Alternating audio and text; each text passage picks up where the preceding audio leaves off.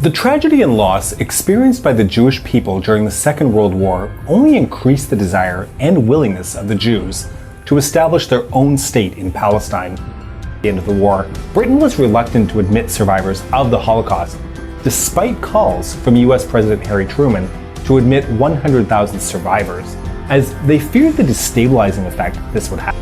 Of course, the underground Zionist movement, with the Jewish community in Palestine, was working hard to bring European Jews to the region despite the official ban.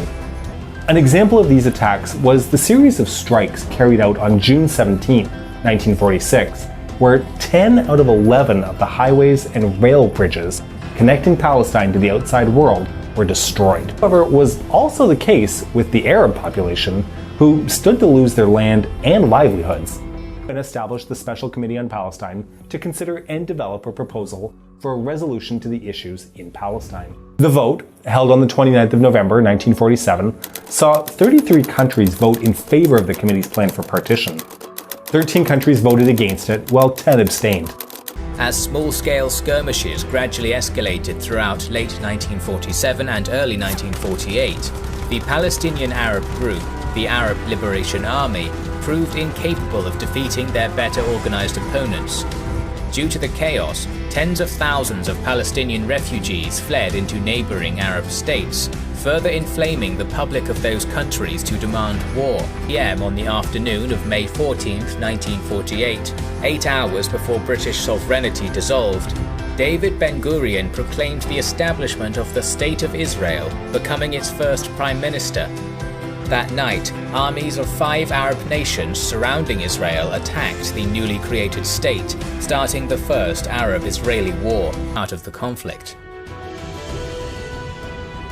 On the southern front, Egyptian forces launched thrusts across the border from eastern Sinai in a 3-pronged assault. The Egyptian command, under the authority of General Ahmed Ali al-Mawawi as Kibbutzim. The first target was Kfar Darum, a religious site 10 kilometers to the south of Gaza. This settlement had already withstood an attack by fighters of the Muslim Brothers group, and now it came under attack from the Egyptian army.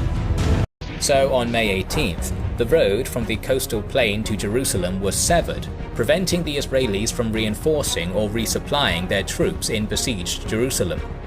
Around the city itself, to the north and south, fighting was extremely fierce. May, almost all of the Spitfire squadron's planes and a significant number of its best pilots were lost. While Jewish Jerusalem held its ground against the persistent Legion attacks, the Jewish quarter of the Old City surrendered on May 28th, with only 36 of its 300 fighters still capable of fighting. The 4-week UN-backed truce that started on June 11th was beneficial for both sides, which began to break the terms immediately. The Arab armies were in desperate need of reorganization and replenishment, but their efforts in bolstering the war effort were nothing compared to that of the Israelis. The Egyptian government had realized the threat its forces faced, and on the 6th of January announced its intention to enter peace negotiations. On the following day, the guns on Israel's southern front fell silent. On February 24th, Israel signed a treaty ending hostilities, granting Egypt the Gaza Strip and Israel the Negev region. Now the largest Arab nation had come to the table, the others soon followed.